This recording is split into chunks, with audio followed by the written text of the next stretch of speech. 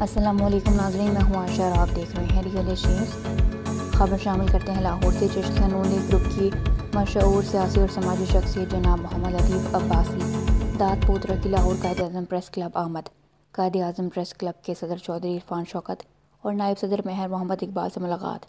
مہر محمد اقبال کو محمد لطیف عباسی نے انٹرویو دیتے ہوئے کہا کہ چشتیاں شہر اور اس کے گرد و نواح کو حکومتی عدم توجہ سے لاوارث کر دیا ہے۔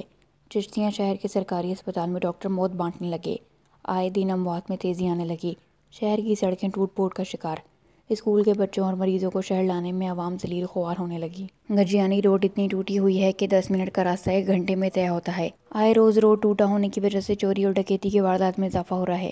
موجودہ حکومت اور ادارے پتہ نہیں کہاں سوئے ہوئے ہیں۔ کوئی بھی محکمہ توجہ دینے کو تیار نہیں۔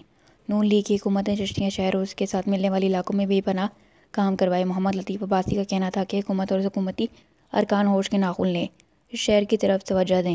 سینئر کیمرہ مین علی حمزہ کے ساتھ عمران جنیدی، ریئل نیوز لاہور۔ السلام علیکم ناظرین، میں ہوں آپ کا ہوسٹ مہر محمد اقبال۔ آپ دیکھ رہے ہیں real H D news Lahore. آج ہم موجود ہیں قائد اعظم پریس کلب میں اور ہمارے ساتھ تشریف فرما ہیں بہت ہی سیاسی شخصیت، سماجی کارکن اور نون لیگ کے اسپیشلی ممبر بھی ہیں، اور محمد لطیف خان عباسی داد پوترا، اور ان کو قائد اعظم پریس کلب میں ہم خوش آمدید کہتے ہیں اور ان سے کچھ چند سوالات بھی کرتے ہیں۔ السلام علیکم سر۔ وعلیکم السلام۔ سر، سب سے پہلے آپ کو قائد اعظم پریس کلب میں خوش آمدید کہتے ہیں۔ جی شکریہ۔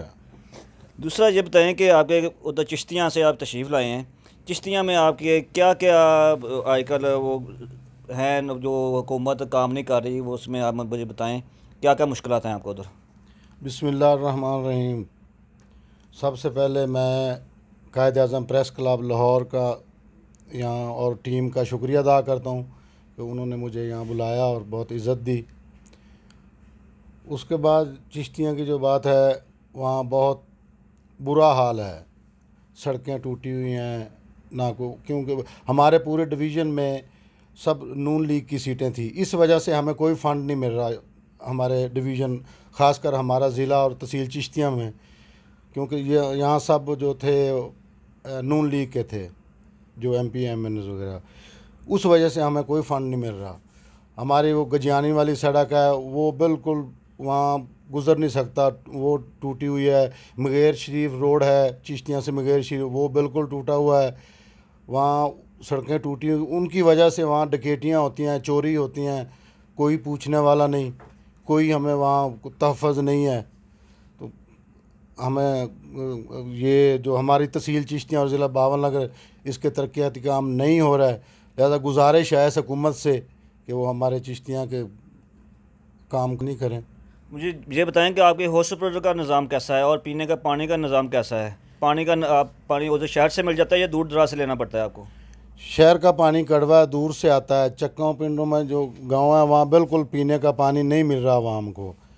ہاسپٹل کا نظام بالکل نہیں ہے وہاں، وہ خراب ہوا ہے، کوئی میڈیسن نہیں مل رہی وہاں۔